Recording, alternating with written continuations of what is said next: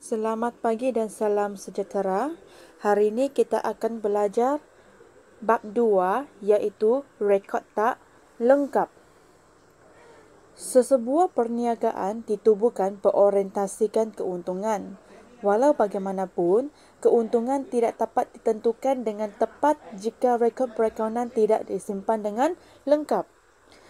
Rekod tak lengkap bermaksud amalan perekodan maklumat perekonomian yang tidak mengikut sistem catatan bergu atau mengamalkan catatan tunggal. Kebiasaannya, perniagaan yang mengamalkan sistem rekod tak lengkap ini ialah perniagaan secara kecil-kecilan, contohnya gerai sayur-sayuran, buah-buahan, warung dan kedai runcit. Berdasarkan buku teks, apa punca rekod perniagaan tidak lengkap? Ada 4 punca di sini. Yang pertama, tidak mengamal sistem catatan bergu. Maknanya, tidak mengamalkan catatan untuk akaun debit dan akaun kredit. Nombor 2, tiada catatan urus niaga. Maknanya, tiada rekod urus niaga mengikut urutan, mengikut tarikh. 3, rekod-rekod perekonomian yang hilang atau musnah. Maknanya, buku perekonomian disimpan dalam kedai tapi bukan simpan tempat yang betul. Simpan sembarangan dan berselerak. Akhirnya tidak dapat cari. Maknanya hilang. 4, dokumen sumber urus niaga tidak disimpan secara sistematik. Contohnya, membeli barang niaga secara kredit. Kita akan dapat invoice kan. Invoice tu tidak simpan di file. Letak sembarangan sahaja. Akhirnya hilang. Apakah kesan rekod perekonomian yang tidak lengkap? Yang pertama, kesilapan sukar dikesan di dalam buku perniagaan. Penyelewengan boleh berlaku. Yang kedua, imbangan tugas tidak dapat disediakan. Maknanya tidak akan imbang. Sebab tiada sistem catatan bergu yang betul. Yang ketiga, perbandingan prestasi perniagaan tidak dapat dilakukan dengan tepat dari tahun ke tahun. Setiap tahun tidak direkod dengan betul. Maknanya, tahun lepas tahun ini kita tak boleh buat perbandingan sebab nilai yang kamu dapat tu kurang tepat. 4, untung atau rugi sukar ditentukan. Tiada catatan berapa kita jual, tiada catatan berapa kita beli. Maknanya, hasil dan kos jualan tidak tepat. Tidak boleh buat perbandingan untuk mengetahui perniagaan untung ataupun rugi. Nombor 5, penyata kedudukan kewangan sukar dilakukan. Maknanya kita tak tahu berapa harta kita ada iaitu aset, berapa hutang kita kepada pihak luar iaitu liability. Tidak boleh tentukan juga berapa modal kita sudah sumbangkan. Maknanya, apa-apa akaun yang wujud dalam penyata kedudukan kewangan kita tidak boleh catat untuk buat perbandingan. Jika sesebuah perniagaan tidak mengamalkan sistem catatan bergu, maknanya rekod tak lengkap. Ada 2 kaedah boleh digunakan untuk menentukan untung ataupun rugi perniagaan. Kita belajar satu persatu. Kita belajar dulu kaedah berbandingan. Kaedah berbandingan digunakan untuk membandingkan modal awal dengan modal akhir sesuatu perniagaan.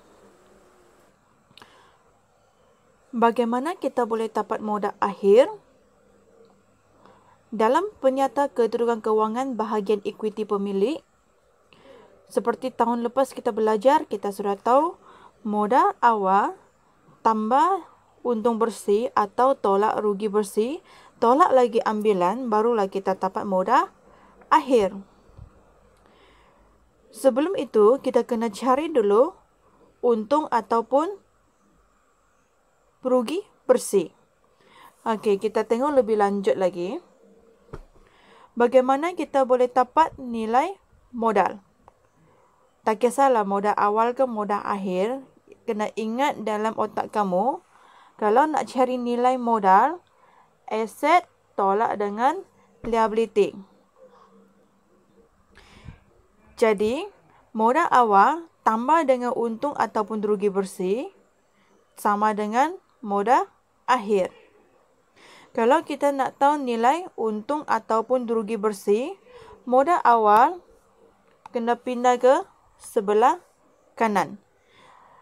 Di sini nilainya adalah positif, pindah ke sebelah dia akan jadi negatif. Jadi pendek kata, untung bersih ataupun rugi bersih sama dengan modal akhir tolak dengan modal awal. Jika jawapan anda dalam positif, maknanya kamu dapat untung bersih.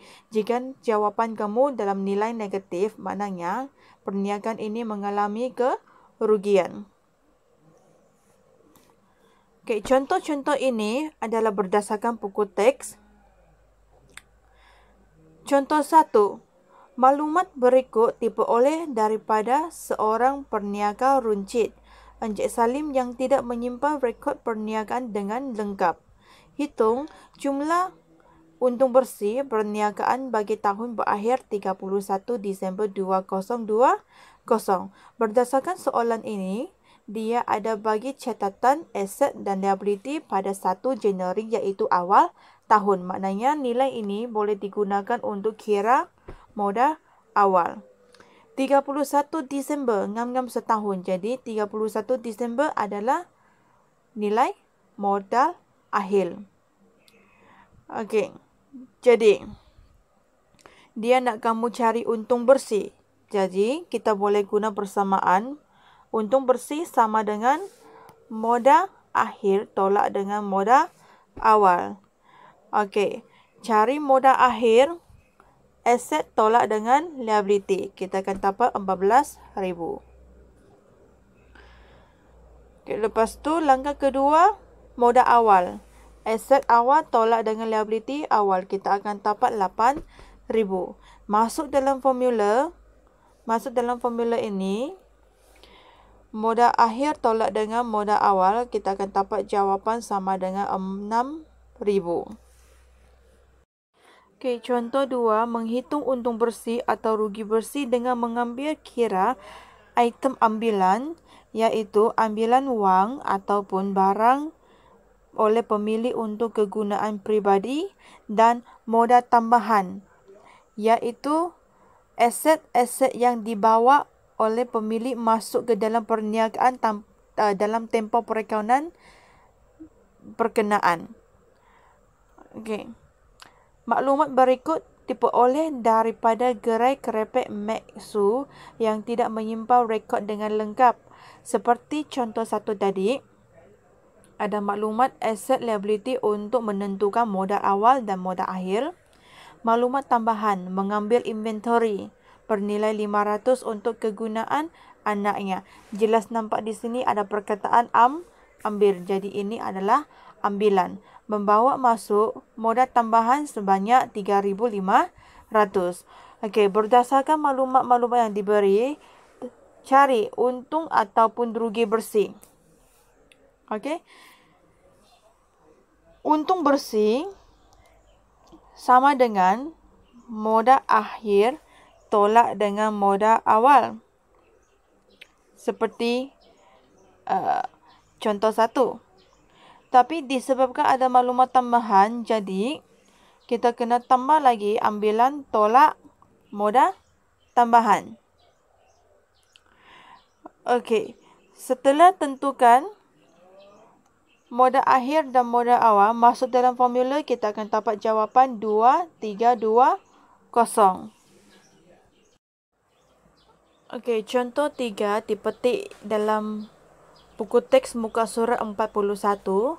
Puan Yap telah memulakan perniagaan Yap pada 1 Januari 2020.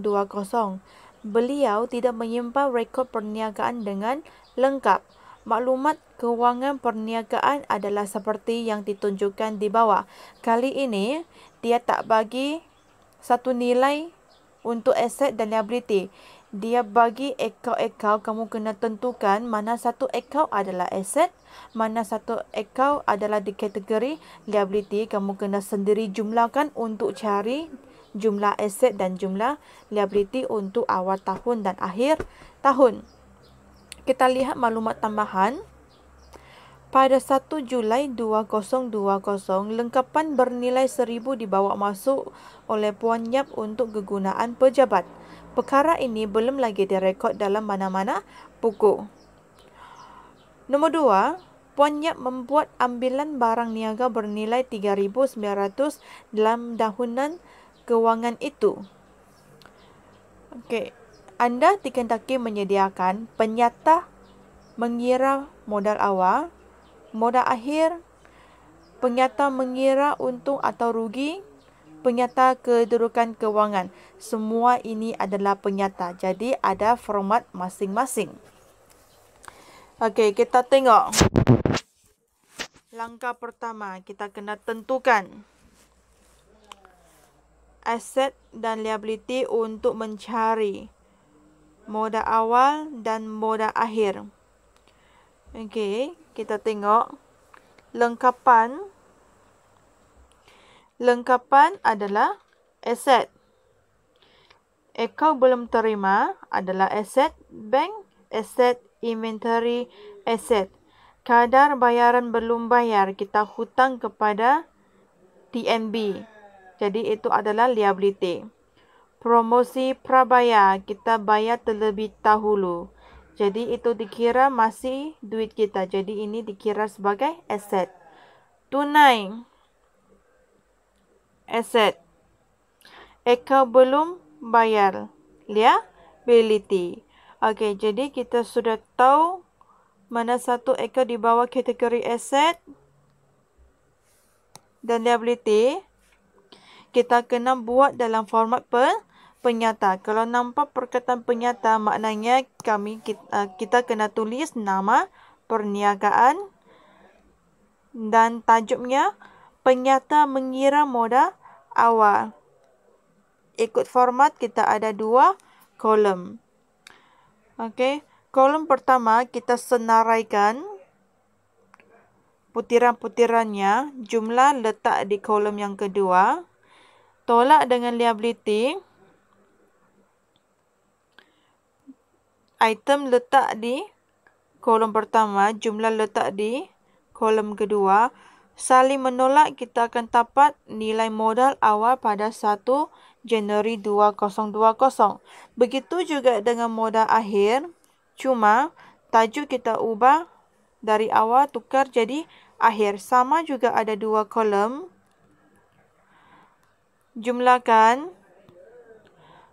Tidak. Hanya satu sahaja. Jadi kita terus bawa ke kolom yang kedua. Saling tolak. Kita akan dapat modal akhir. Langkah yang keempat. Kita kena pastikan nilai modal tambahan. Dan langkah ketiga. Kita kena pastikan nilai ambilan. Okey. Sudah kita tahu, barulah kita buat dalam bentuk penyata seperti dalam ekuiti pemilik. Modal awal, modal akhir akan tambah dengan ambilan, tolak lagi modal tambahan dan modal awal akan dapat untung bersih. Maklumat-maklumat yang kamu dapat masuk dalam formula, kita akan dapat untung bersihnya.